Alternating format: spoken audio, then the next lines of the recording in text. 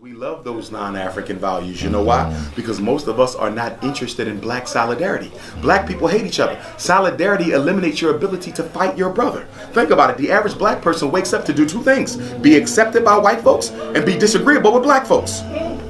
The average black person wakes up with two goals: who can I fight with who looks like me, and whose ass can I kiss that does not look like me?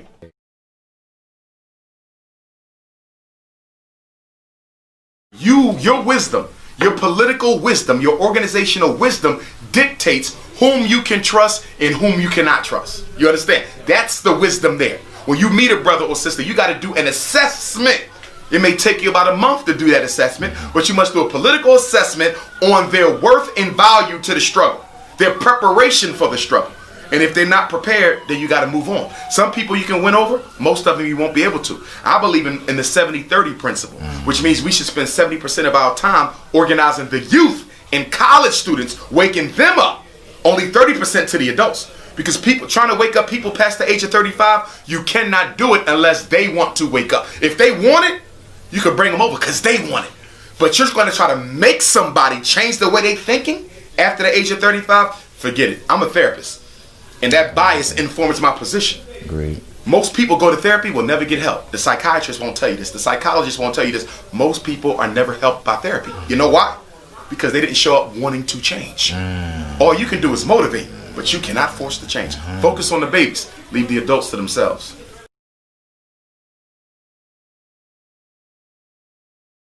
No, you cannot. And some people would try to justify it because we had some contradictions within our struggle. We know that Dr. Ivan Van Sertima's first wife was not African.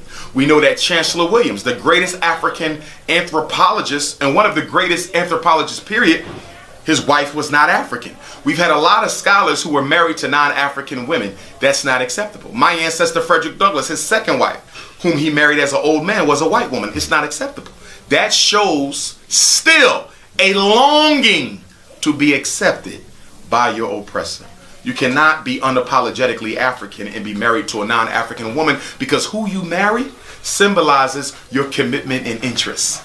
You don't just marry that woman, you marry her family. Yes. And in marrying the family, you marry the culture. So you cannot take the white woman out of the white supremacist culture. You're marrying white supremacy when you marry the white woman. Ain't no excuses for that.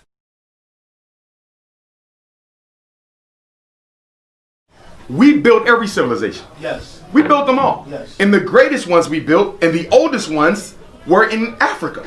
So why not reclaim that? You see, they want to claim the civilizations they built in America because they love white people. All of this comes down to I love white folks. I don't want to give up them or their trinkets. The toys. The toys. Most of us believe that we got to have the white man in order to have his toys, because we don't realize that most of the toys the white man got, we invented, like his cell phone and his internet. The two most popular technological devices, okay, or systems of the current day, the cell phone and the internet, both designed by Africans. You don't need the white man. Build your own technological revolution. Jewish people went through the Holocaust, but they still buy BMWs. So why shouldn't a black man still want something that his oppressor... That's an excellent question. First of all, BMWs are German.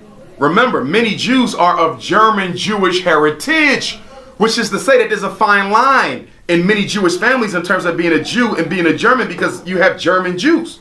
Remember now, the Federal Reserve Bank is 13 independent German Jewish banks. Adolf Hitler was financed by German Jewish businessmen, you see. So who's the German and who's the Jew? Or is it two parts of the same family? The Anglos and the Saxons. Who's more Anglo and who's more Saxon? Remember, Semite means half this and half that. What's the other half? You see that? You got to remember, you got different contingencies of European Jews. Some were poor, some are elite. And I'm willing to bet that many of those elites probably invest in those companies. But in all due respect to the companies, okay, we don't know if those companies in fact were involved in the European Holocaust per se. You follow? So if they were not involved in the Holocaust per se, I don't think you can necessarily hold them accountable for what the German government under Hitler did to them. Well, the theory is that the people of Germany had to stop making bombs or stop making airplanes, so they started making cars. That's what. Okay, I never heard that. Makes logical sense. Yeah, that doesn't make sense. But see, I'm gonna go back to this. The Holocaust was financed itself by Jews.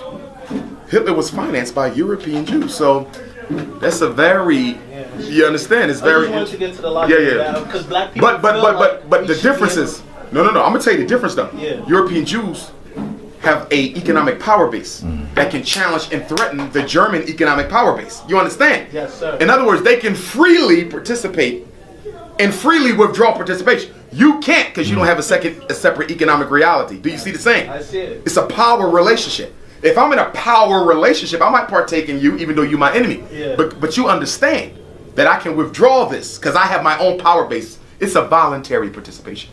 Your participation in a European economic reality is involuntary.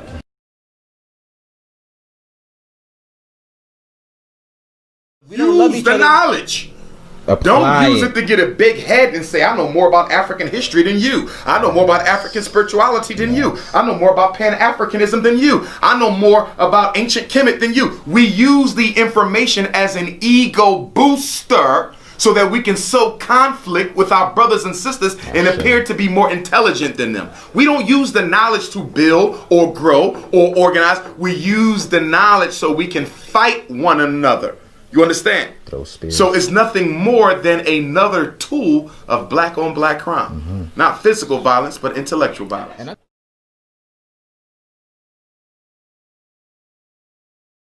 All my lectures are based on raising motivational energy and making African people feel good about themselves. My goal is for people to walk out of my lecture feeling enthusiastic, positive, uplifted, and motivated to make a difference. If they walk out unmotivated, then I have failed. Notice my goal is not primarily to educate, but I do educate. You get a thorough education at my lecture because my material is original. Unlike many other people who just regurgitate other scholars, all my stuff is original. You don't hear nothing I'm saying coming from Amos Wilson or Naim Akbar or Wade Nobles. It's all me, okay? They get an education, but that's not the goal. The goal is motivation. You know why? Because I know information ain't gonna change a damn thing. Motivation will. Stokely Carmichael said, what? If you organize a little, you get a little done. If you organize some, you get some done. If you don't organize at all, you don't get anything done. His Excellency, the Provisional President of Africa, the preeminent Pan-Africanist, His Excellency, the Honorable Marcus Messiah Garvey said, the greatest weapon used against the Negro is disorganization. He didn't say misinformation. He didn't say miseducation. You see that? He didn't say anti-acculturation. He said disorganization. And then he also said, if the black man and woman in America are not careful, they will drink in all the poison of Western civilization and die from the effects of it. Look at us now. From LBGT to miseducation to mainstream politics to white Jesus and Arab Muhammad. We have drunk the poison of America and now we regurgitating it as we die.